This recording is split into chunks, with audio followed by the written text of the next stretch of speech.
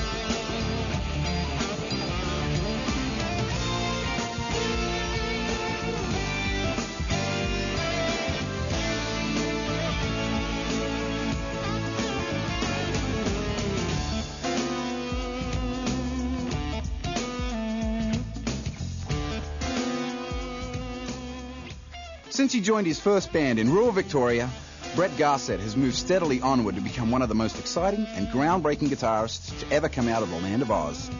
After being spotlighted in Guitar Player magazine, he came to the attention of Aussie megastar John Farnham and spent the next 4 years recording and touring all over the world. The buzz began to spread, and in 1990 he got the call from the LA-based rock group Nelson, bringing Brett to America for the first time. 92 saw the release of Quid Pro Quo, his acclaimed duet album with T.J. Helmrich. And now you have a chance to see close up the unique blend of technique and melodic control that have put him in the front rank of musical innovators. So grab your guitar, mate, and get ready to turn your world upside down.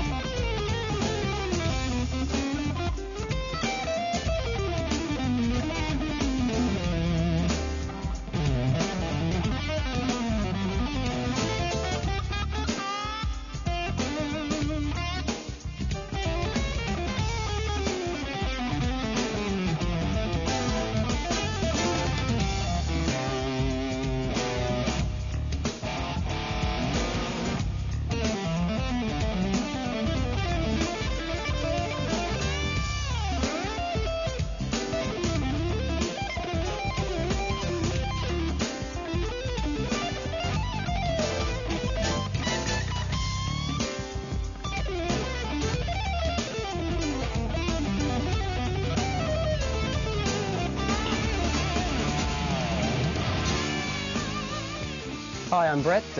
Welcome to my part of the show. So here we are at the lovely MI recording studios. Nice big clean SSL behind me here. And I guess what we're going to do is discuss my bizarre approach to guitar and life and the universe. So we're basically going to do it in 3 bits. I guess we're going to do the first part will be like left-hand technique, legato, 4-note for string ideas, that sort of thing. The second part will be like right-hand technique, finger picking, all that sort of stuff. And then at the end, we're going to try and jam it all into some sort of coherent form so you can actually understand it and learn something from it, I hope. So without any further ado, it's time to dive straight into the REH tradition, the tune-up. And I was sweating over this, and I figured, what am I going to do, sit there and stare at the camera while you guys tune up? So I thought I might catch up on some heavy reading. So you know, you guys, I mean, I know I'm in tune, so you guys just go ahead, do your thing, and I'll tune up, you know.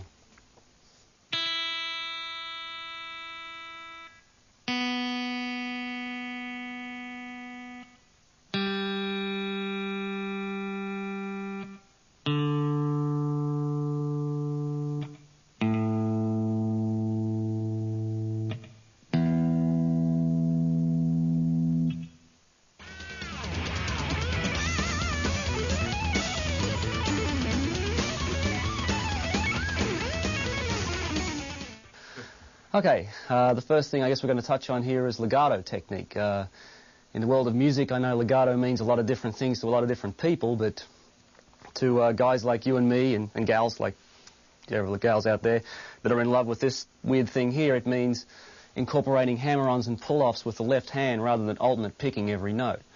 I got into this when I first started to play because I was pretty much self-taught and I didn't realize that alternate picking even existed. I just sort of figured I liked the sound of the legato approach, and it was easy. It was a lot easier to play more intricate runs without having to worry about where your pick was and upstrokes and downstrokes. And it wasn't until later on that someone pointed out to me that I wasn't alternate picking that I almost considered giving up.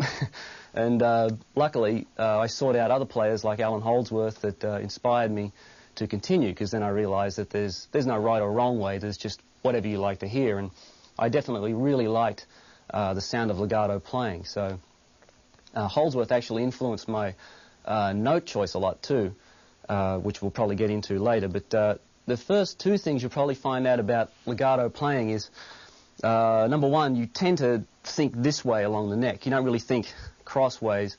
You tend to think this way because it's more beneficial to stack as many notes on one string as you possibly can. And if you're into two-handed playing like my partner in crime, T.J. Helmrich, that's anywhere up from 8 notes to however many you can get in there. So that's probably the first thing you'll encounter. The second thing is you'll probably find that it's actually harder to play slow than it is to play fast. And what I mean by that is it's not hard to play just slow, but slow and in the pocket and in time with the band or the metronome or the drum machine or whatever you're playing along with. So we'll get into that later, I guess. What we'll do first is explore a few lines and how I initially started when I got into legato playing. So when I first started to play, I guess I played normal scale shapes like this little guy here, just normal old A major.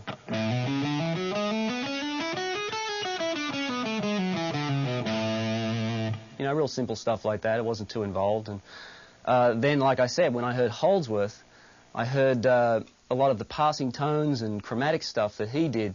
And even though my ears weren't anywhere near as sophisticated enough to really tell what he was doing, how I interpreted that was he was just filling in the blanks. To me, it was like filling in the spaces in between the scale notes.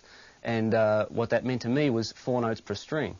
And so the initial way I started was just simple chromatic things, just 4 half steps in a row like that, because it was easy for my fingers, no big stretches, and I hadn't really elevated that level yet, so it was still pretty primitive, but it gives a pretty nice effect. I'll just sort of try and wind the clock back and remember how I used to play this stuff. So,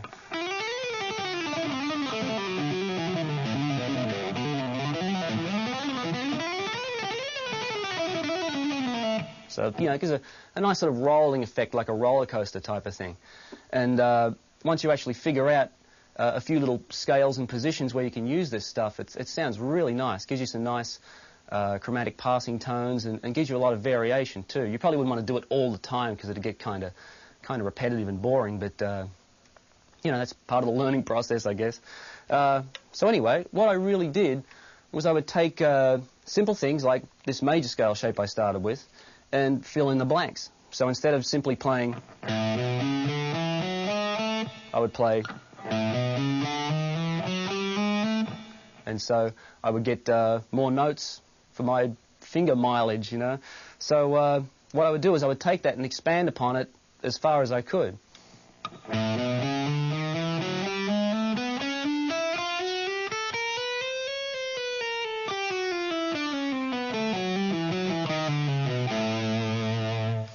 Take stuff like that, and you can go backwards and forwards like this.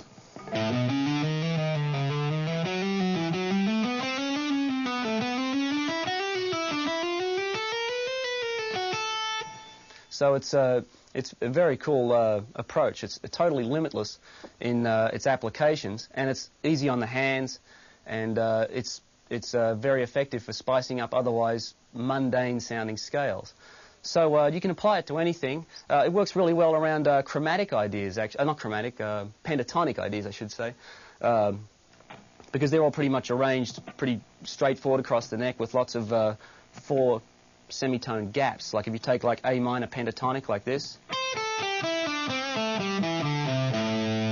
you can see on the first 2 strings here you've got a couple of nice little 4-note per string lines there. So instead of just going, you can go. Same on the way up. There's a nice 4-note per string gap there.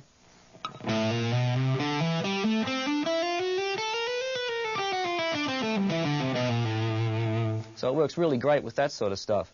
And of course, you know, major, minor pentatonics, you can just apply the same technique and shift positions, and you'll be able to play over major scales and major chords and minor chords, that sort of thing. And the same thing applies to just straight scales. If you take like that same major shape I showed before, what I would do is work out a little pattern like this.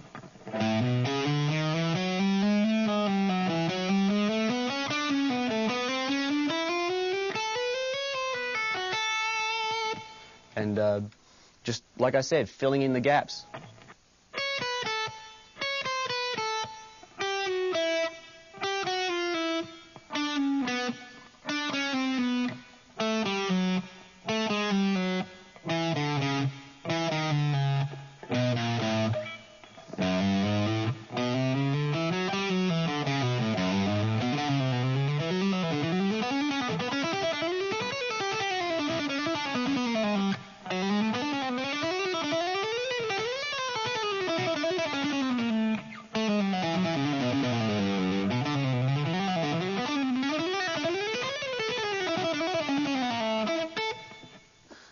You'll probably notice that my pick attack is extremely light.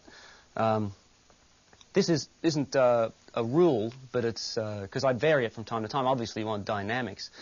But while you're playing legato runs, if you want that effect of just a smooth, flowing, continuous line, you can't really blend in like. You know, it's just not going to work. You've got to adjust your dynamics to the point where the pick is almost the same velocity as the hammer-on or the pull-off. So, and also another important thing I should mention about the subject of pull-offs, you don't really want to drastically pull your fingers down. You don't want to go. What you really want to do is just gently lift this finger and slam the other one down. Slam it down, but press down with enough velocity to make the note happen. So it's.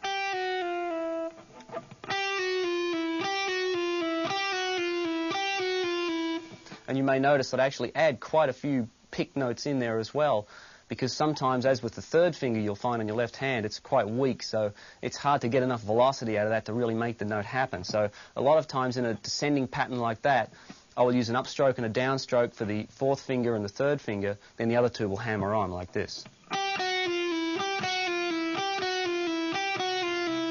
But always making sure that the velocity of the pick is not too harsh that it stands out, so you get a nice flowing effect.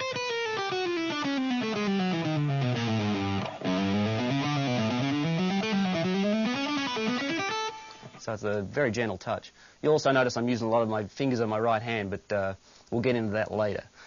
So we've already started with the chromatic ideas, little 4 half steps, and what I later expanded this to was trying to play scale lines with 4 notes per string. And the first thing I discovered about this was that it's kind of tough because I'm not exactly gifted with a massive stretch like some people, and I have fairly normal-sized hands. So anyone out there with a similar problem, I can relate. So this isn't for the genetically gifted only. So if I could figure out a way around it, you guys can too. So the first thing I did was I picked the easiest shape possible to play, which is whole step, half step, whole step. That fits really natural for your fingers like that. It's very hard to get any sort of gap in between there, unless you're Mr. Spock, of course. So I generally worked out patterns that involve that sort of shape. If I was playing a minor type thing, I would generally play it like this.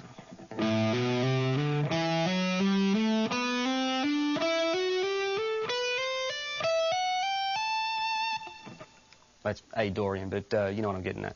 So any sort of shape where it was like whole step and a half step in between there, that's what I generally started with. And eventually I got comfortable with the idea to the point I would generally sort of include it in with my other chromatic little lines so I could get effects like this.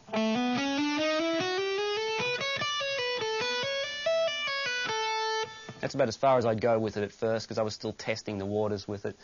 But then as I got into it later on, I decided to explore playing longer lines with it.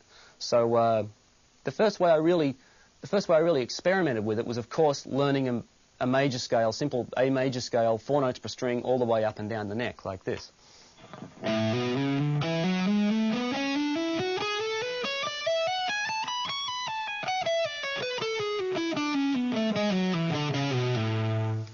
Like that. I practiced it for a while, and I think in the hopes of getting it up to mind-boggling speed, and it didn't really happen. And then I sort of realized that if you actually did play that in a piece of music, it would definitely sound like something you would spend a long time practicing. So the last thing you ever want to do is include a practice regimen in your playing. That's got nothing to do with music, you know.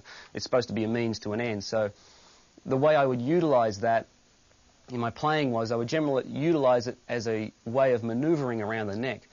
I would rarely ever do it on more than 2 strings in a row, but it's a really fantastic way to break out of box patterns. And I say this because a lot of people that have ever come to me for lessons or anything like that, they've generally been 3 note per string kind of players, and it's a really handy technique to bust out of that mold. And you don't have to throw away all the 3 note per string stuff you ever learned. You can just incorporate this on 1 string and it will throw you into a different part of the neck. So if you take like a 3 note per string scale for A major like this,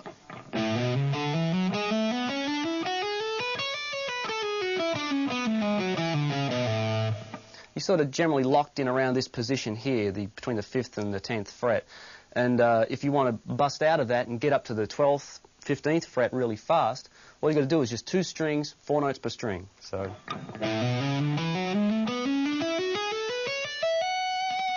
and you're up there. And the same with going down. It's moving up and down the neck. It's a tremendous way to traverse the neck so that you're not stuck in any one position. If you're having trouble with stretches, there's a way around that by using slurs or slides or whatever you want to call them. You don't have to always play like 1, 2, 3, 4 fingers like this. Like you don't have to always go. You can just use these 3 fingers so you can get a bigger stretch, and then slide the last one so you can.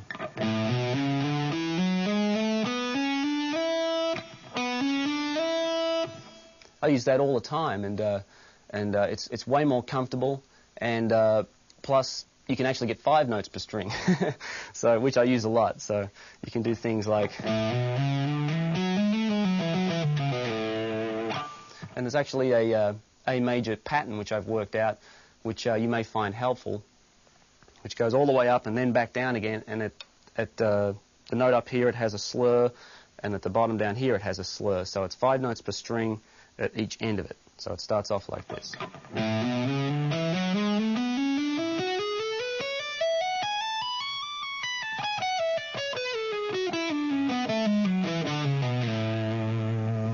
During that passage you may have noticed that I generally picked the first 2 notes of each 4 note per string pass, so referring back to the pick coming into play with legato playing a lot more than people like to think. You do have to pick a lot of notes just to get the accents in the right place, so once again I'll do that and you can check that out.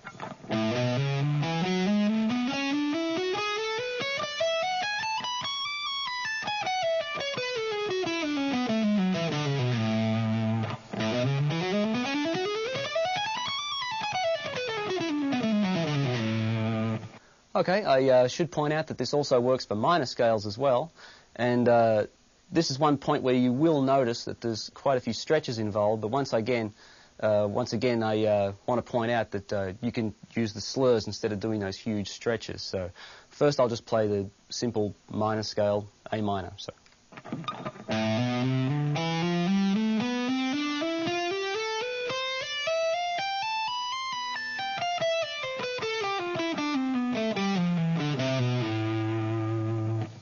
So as you can see, once again, it's not too bad for the very first position. That's pretty normal. That's our easy shape. But then, of course, you get this guy. So kind of a nasty little stretch there, the half step and then 2 whole steps. And then at one point, you actually get 4 whole steps in a row. So if that tends to be a problem, pull in the old slurring trick and do this.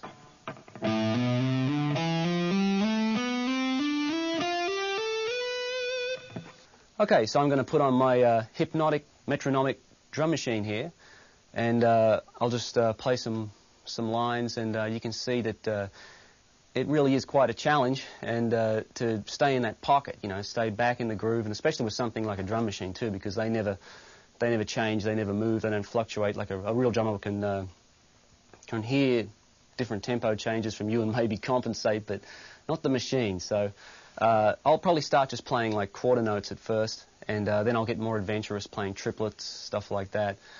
And also pay attention to the fact the lines themselves have to be in time with themselves. You can't have things like this going on. You can't be going. That cannot happen. It's got to be in time with itself like this. So at all times. So it has a nice flowing effect to it, and that will greatly improve your chances of staying in time with the drum machine or the rhythm section. Notice how I use a lot of slurs, stuff like that, to get different phrasing ideas. What I'll do is I'll probably play pretty much with the drum machine at first, then I'll get more adventurous, and you'll see how I'm pretty much unhampered by any sort of 3-note per string or triplet concepts, things like that. Rhythmically, it's very free, and also note-wise around the neck, it's very free. No positions or box patterns or anything like that. So without further ado, let's get into it.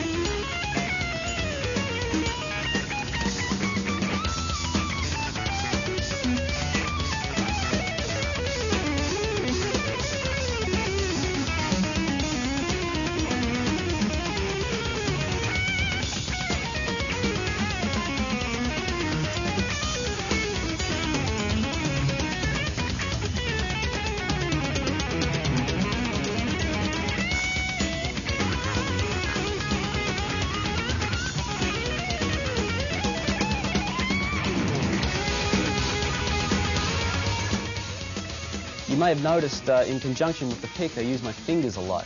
And this started out of just habit. I have no idea why I started doing it. I noticed one day, I guess I've been playing for about 3 years, and I noticed one day that this middle finger here decided to work in conjunction with the pick for some reason, and I have no idea why, but I just decided to go with it. I've always adopted that sort of approach, like, if it happens, and don't fight it. So later on, I took classical guitar lessons for about a year, and that could have influenced the development of the other fingers coming into play. So I think it was probably from doing things like this with classical playing, like. And when I would naturally pick up an electric guitar again, I'd start. So I'd play the same thing, but I'd have to use like the last 3 fingers on my hand in conjunction with the pick instead of the thumb and the first 3 fingers. So I sort of kept doing it out of habit, and then a few years later I decided to actually explore it a little bit further, because I noticed some licks were creeping into my playing, utilizing this technique, and I thought, well, you know, it's there, I may as well explore it. And what I didn't realize, it was actually an incredible turning point for me, because remember how I said with legato you tend to think this way all the time. Consequently, I had no arpeggio ideas at all, pretty much, because I had my lack of picking ability, I think, hampered my thought process for any sort of cross-picking or anything like that. So I just kept trying to stack everything on strings, thinking this way. If I ever did an arpeggio, like if someone ever played, I'd try and play it like... I'd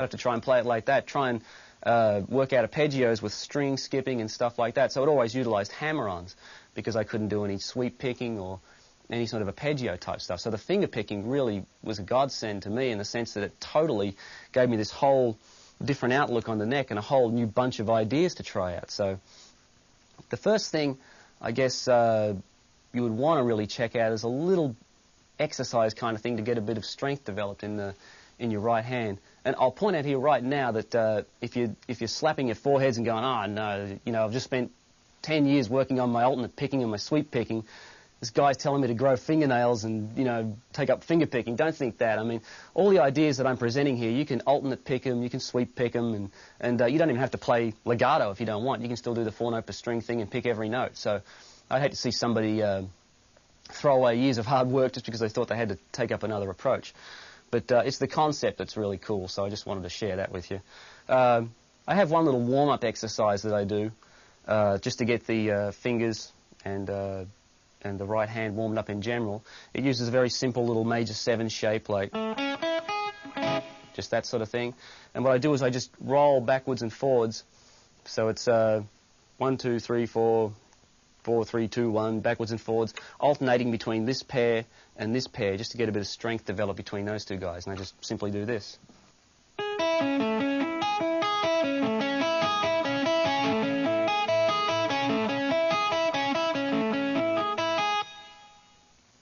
Okay, so I guess you've probably seen from that extreme close-up, I have slight fingernails. They go slightly past the flesh of the finger. It's no big deal. You don't really have to, you know, get that hardcore about growing your fingernails or anything. I keep them filed pretty short so they don't get in the way of everything. And it's actually part of the smooth sort of percussive nature of this technique.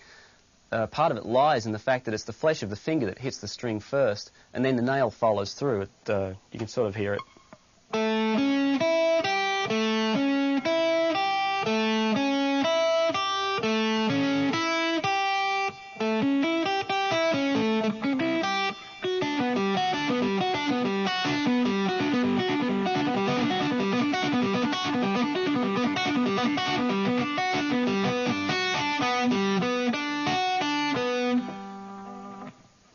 Okay, there's another nice little exercise you can use, and I actually use this playing. I very rarely use that first warm-up in a musical context, but this next one I use quite a bit. It's like a nice rolling, it's just 1, 2, 3, 4, 1, 2, 3, 4, rolling across each set of 4 strings. So it's like this group, then this group, and then back again. So it sounds quite nice on acoustic guitar too, if you want to do that. And I put a little trill at the start just to turn it around so it stays in rhythm. So.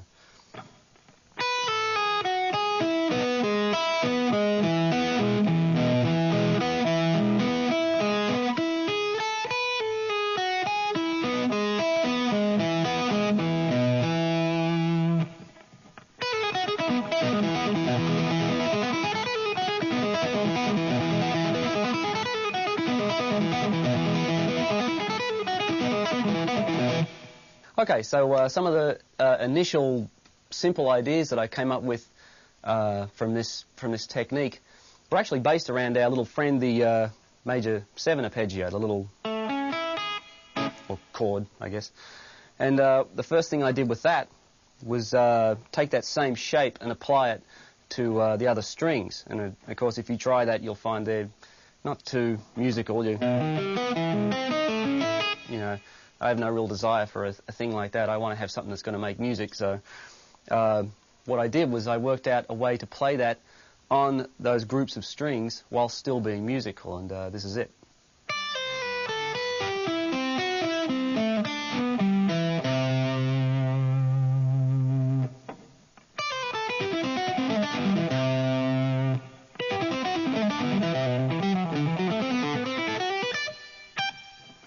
So you can see how that really slots in there really nicely. Has a nice flowing effect to it, and believe me, the possibilities all stemming from our little pal there are absolutely limitless. I sort of based a lot of my thought process around that shape, that sort of diagonal shape across the neck, and the first thing I did was expand the intervals to find what other possibilities there were. So if we started with a major shape, so if you're playing an A major, our old buddy works well. If it's A minor, you have to just stretch your fingers a little bit. Any sort of altered stuff. And pentatonics work great too.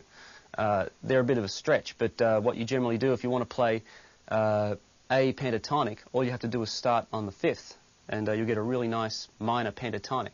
And it's 4 whole steps all on the way, so it is kind of a stretch. But for someone like me who hasn't got much picking technique, it allows me to play a pentatonic run, which I would otherwise find kind of clumsy. So just stretch your fingers out like that, and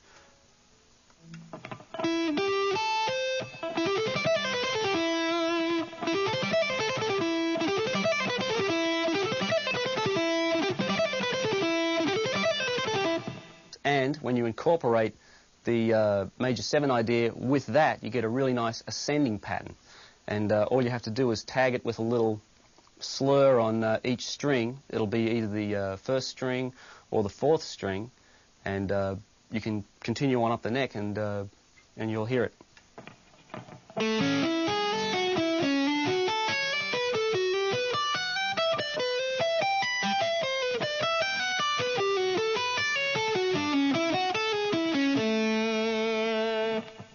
You may notice with some of the minor shapes, this is an individual thing too. I find it a little easier if I'm playing the minor shape, which is like this. I find it easier to bar the 2 strings, the 2nd and 3rd string, with my 2nd finger, rather than trying to play it with the 2nd and 3rd finger.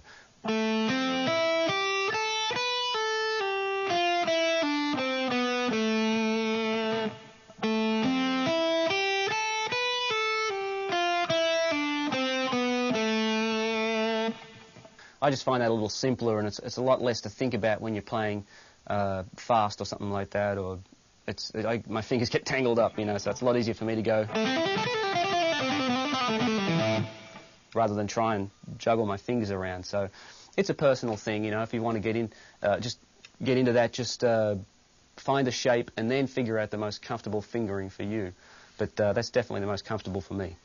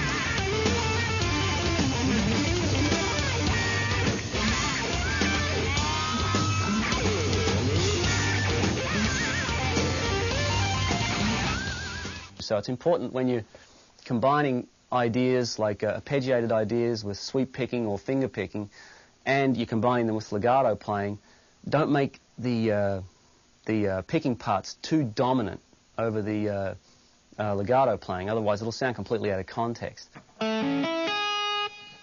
If I start a line with that, the next thing that follows could either be another finger-picked idea, it could be, or it could be a legato line, like.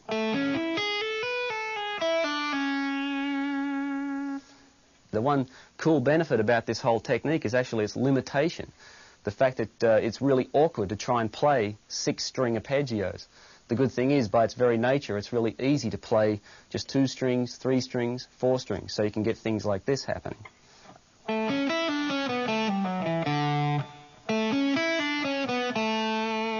Or you can play 4 strings, 2 strings, and you can even get 5-string ideas going. It's a little more awkward, but they do happen. So.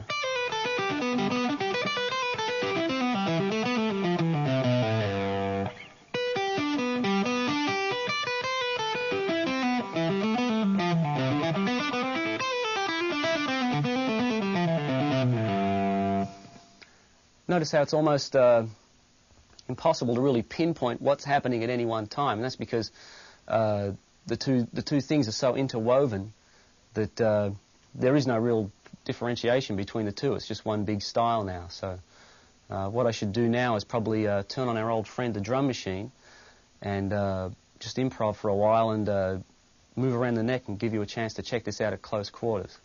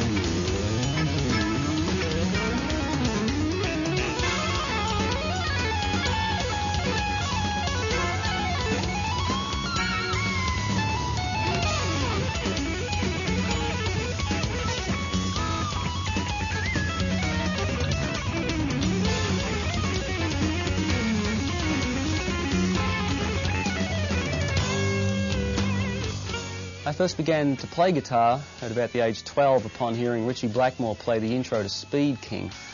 From then on, I became like a complete Blackmore fanatic. And from then on, I got into Jeff Beck, Eric Clapton. I was very influenced by Rory Gallagher. Then my tastes sort of changed a bit when I heard Larry Carlton and heard somebody playing some chord changes with the greatest of ease and decided to try and pursue that approach. And then, of course, Eddie Van Halen came along. Eddie's such a standard influence, you almost forget to mention the guy. And then the turning point was probably hearing Alan Holdsworth, and he definitely changed my harmonic sense. And I'd say the next turning point was probably hearing Scott Henderson, who influenced me a great deal on learning to play at a slower tempo with good time and good phrasing. So his playing's had a profound effect on me. And also, working with T.J. Helmrich's had a massive impact on me. So T.J.'s playing has influenced me a great deal.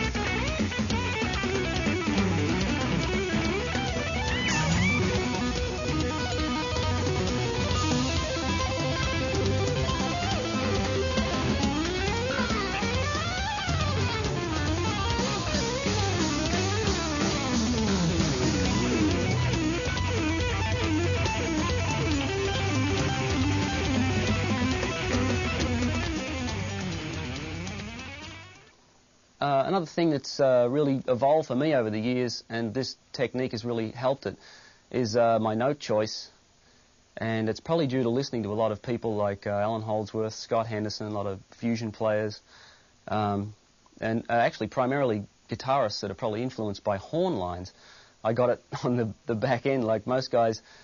Most of the guys I listen to are influenced by horn players, and I'm influenced by guitarists who are influenced by horn players. So that's probably just standard territory for the legato technique, I guess.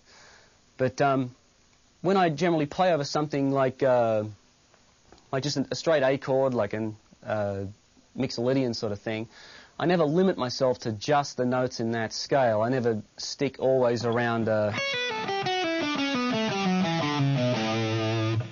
What I do is I incorporate my little chromatic concept, and it's got to the point where now it isn't always 4 semitones in a row or something like that.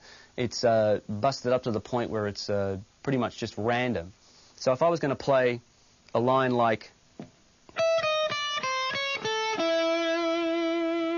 what I would probably do is just play, instead of playing, I would probably just play. So instead of getting, we get. It sounds really, I like that because it sounds really out to play that E flat, and it, I like the sound of that. So, and what I do is apply that, lots of flat fives, things like that.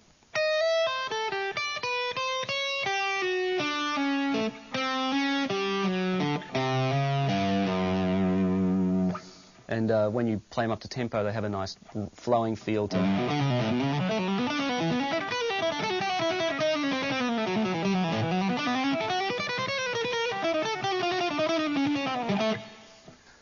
And also, another thought process I use over static chord changes, like if you were just playing over that A7 sort of vibe there, a lot of times I'll base my ideas around other chords. I would think over that, if I was just playing over that for infinite amounts of time, what I would do is base some of my ideas around G major arpeggios. So I'd be playing.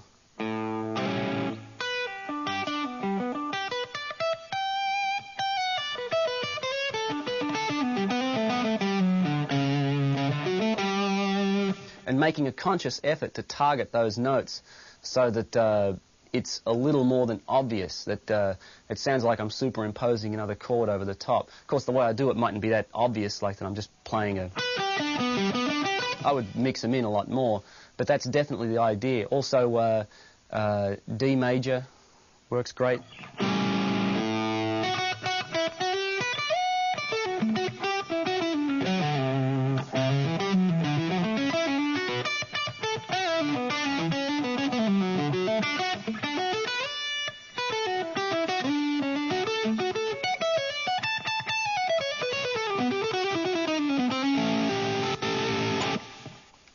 So it's great. It really colours up the sound a lot. And plus, it gives you somewhere to go. Because I've been in situations where you've had like a one-chord vamp going on for a long time, and you've really got to start to explore some new territory. Otherwise, you'll drive yourself insane.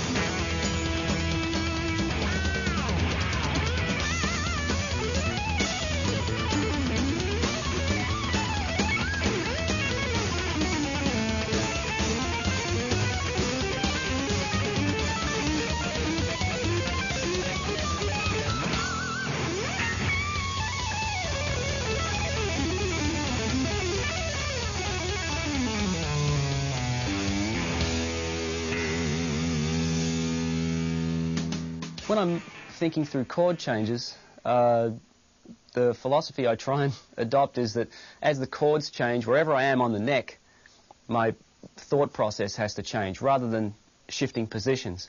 Say if it was a chord progression just going from A7 to D7. If the A7 was happening and I'm playing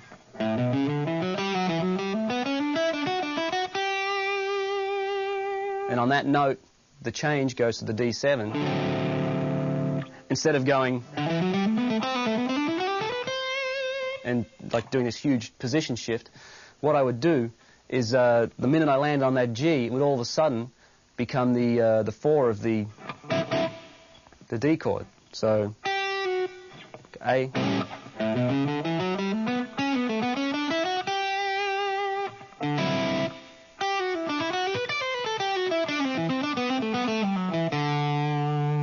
So what I try to do is as the chords roll by, my perception of the note that I'm landing on changes rather than where I should be on the neck. I try to make it so that as the chords go by, at any point, at any note that I'm landing on, I know where I have to go to correspond with them rather than have to do a radical position shift. And that really works itself in well with this whole technique too, because you're covering a lot of ground with the 4 notes per string and the finger picking thing and everything. You do cover a lot of area on the neck. You rarely dwell in one spot for a long time, so it's important to get familiar with your note choice, and every now and then I get lucky and I kind of get it right.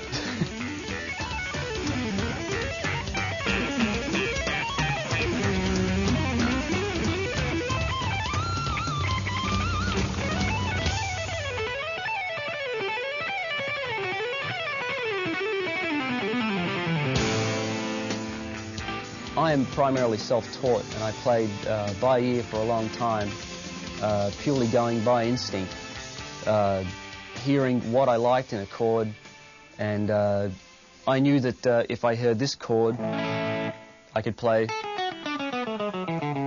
If I heard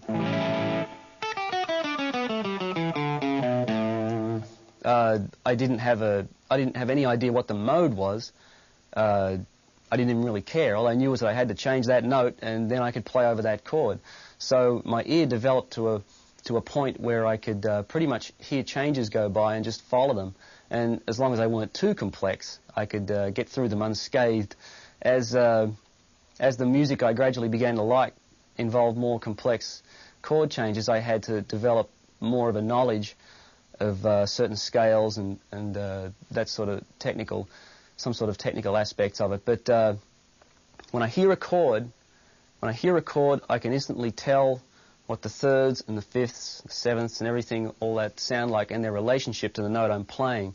So that's how I navigate chord changes. I primarily go by ear, and it's actually not as bad as that might sound. You may think that's kind of a precarious way to do it, but the good thing is you can jump up on stage with pretty much anybody.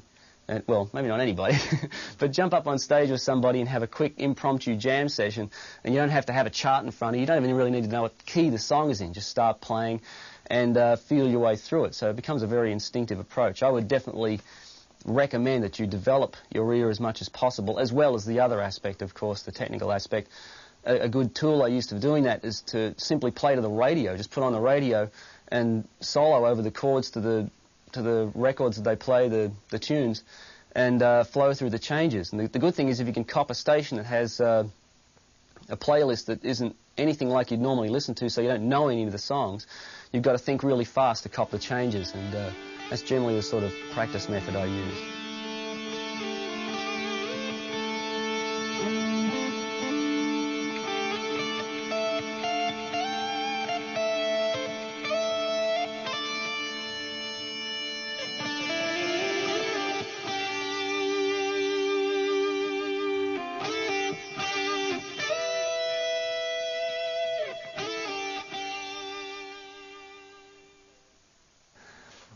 Okay, so now I'm going to play some songs from our album, the album that I did with T.J. Helmrich, titled Quid Pro Quo.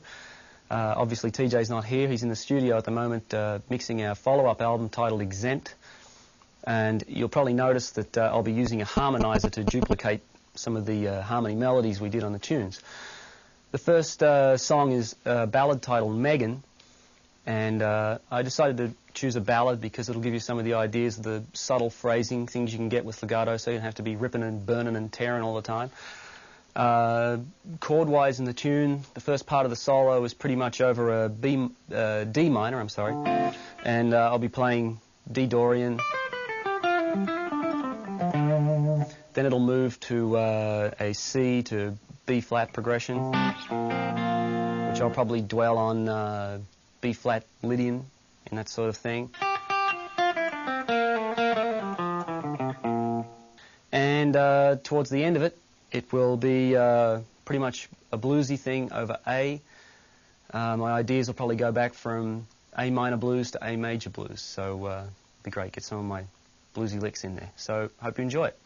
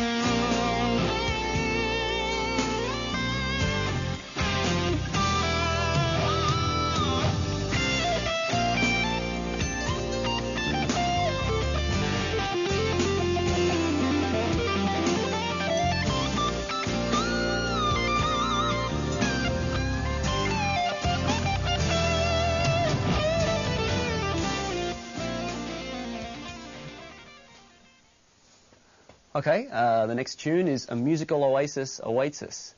And this particular song, I'll be once again stealing TJ's section. It's a very long vamp over D, and it's over a hip-hop sort of a feel, which is good because it's very challenging to sit back in a pocket on a tune like this. And I find it a hell of a challenge. You always want to just jump the gun and start taking off and hell-bent for leather, and before you know it, you're way ahead of the beat. So it's just real simple. I'll just be thinking my ideas around D Dorian, sort of that sort of thing. And then there is the section after that, which I soloed over on the album, which has a rather bizarre little half-step twist to it. It's over a rather heavy riff that goes... And once it gets to that point, I'll be thinking pretty much D minor, and then E flat altered, I do believe. So there should be lots of twists and turns in that one, I'm telling you now. So hope you like it.